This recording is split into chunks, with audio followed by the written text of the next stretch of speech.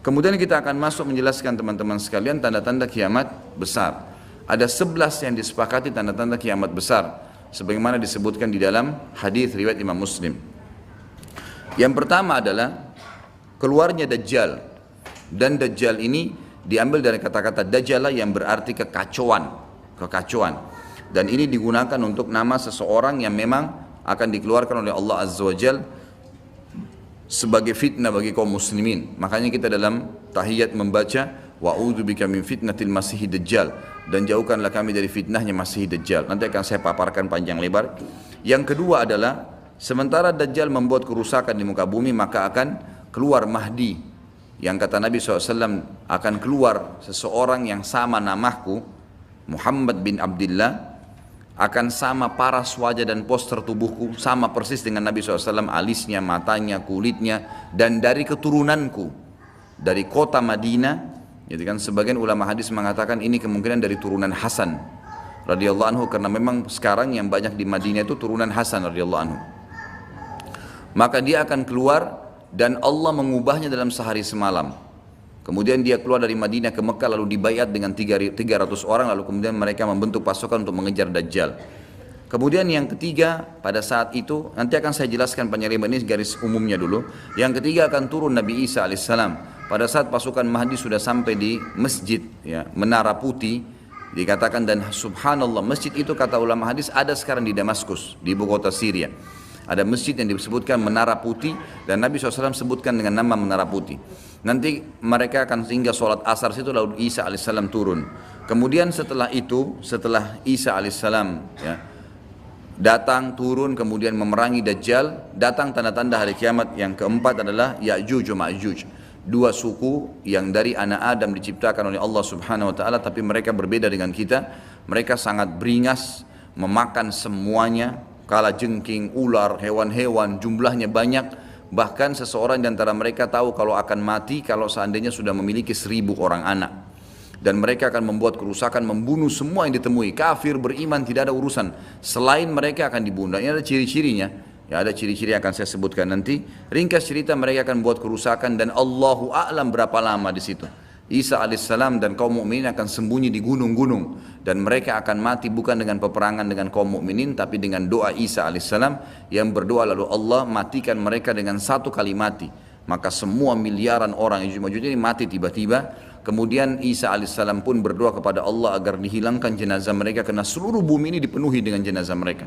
Sampai disebutkan dalam hadis mereka akan turun di sebuah sungai Tibriyah di wilayah Syam. Mereka minum sungai tersebut. Orang terakhir mereka datang sudah nggak temukan lagi ada airnya, saking banyaknya jumlahnya. Dan saya pernah tanyakan ke dosen saya sendiri waktu tingkat 3 kuliah bicara masalah Ya'juj Ma'juj ini. Saya bilang, Syekh, apakah ada orang dari kita yang ikut dengan pasukan mereka? Maka syekhnya mengatakan sama sekali tidak ada. Karena kita beranjak daripada hadis Nabi SAW, seseorang yang antara mereka tahu dia akan mati kalau sudah punya 1000 orang anak. Dan mereka akan membunuh semua selain mereka. Jadi ada ciri khasnya sendiri. Kemudian setelah mereka mati pun Isa alaihissalam berdoa, lalu Allah SWT datangkan burung-burung yang besar dari arah barat yang mencengkram mereka satu-satu, lalu dibuang ke lautan ke arah timur. Kemudian Allah turunkan hujan yang membersihkan kotoran-kotoran mereka. Jadi sudah ada tanda-tanda kiamat pertama Dajjal, nanti akan saya ceritakan ceritanya. Kemudian ada Mahdi keluar dari Madinah, kemudian turunnya Isa alaihissalam, kemudian Ya'juj Ma'juj. Setelah berjalannya waktu maka akan terjadi orang-orang kufur kembali kepada risalah langit. Setelah pada saat itu Isa alaihissalam sudah meninggal dunia, sudah mulai sebenarnya tentram, orang sudah mengenal Allah, tapi dengan berjalannya waktu manusia mulai lalai, mulai lagi kembali menyembah berhala, mereka lagi berbuat zina, mereka melakukan kekacauan. Maka keluar tanda-tanda kiamat besar yang kelima, yaitu keluarnya dabbah atau hewan melata. Yang hewan melata ini akan keluar dari tanah, berbentuk seperti hewan tapi dia bisa berbicara, dan dia membawa cap yang dia mencap orang beriman dan orang kafir. Setiap kali mereka buat kesalahan, ya diingatkan oleh dabbah ini, kalau kamu sedang lalai dari jalan Allah, kembalilah. Dan itu tadi yang ayat yang kita bacakan surah An-Naml ayat 82. Kemudian setelah itu datang tanda-tanda kiamat yang keenam. Setelah keluarnya dabbah, maka akan terjadi 6, 7, 8 sekaligus tanda-tanda kiamat ini, yaitu terjadinya longsor besar di wilayah timur Jazirah Arab, tepatnya wilayah timur itu Irak, Iran, Afghanistan, Rusia itu wilayah timur Jazirah Arab. Akan terjadi longsor besar yang tidak bisa lagi ditutup. Dan terjadi juga longsor besar, tanda-tanda kiamat yang ketujuh, itu adalah di Jazirah Arab dan juga terjadi di wilayah baratnya Jazirah Arab yaitu wilayah Afrika. Dan ini juga akan longsor besar, gitu kan. Kemudian terjadilah tanda-tanda kiamat yang selanjutnya, yang ke berapa? 9. Keluarnya api dari wilayah Ka'rul Adan namanya, atau wilayah padang pasirnya wilayah Aden. Aden salah satu kota di Yaman, gitu kan.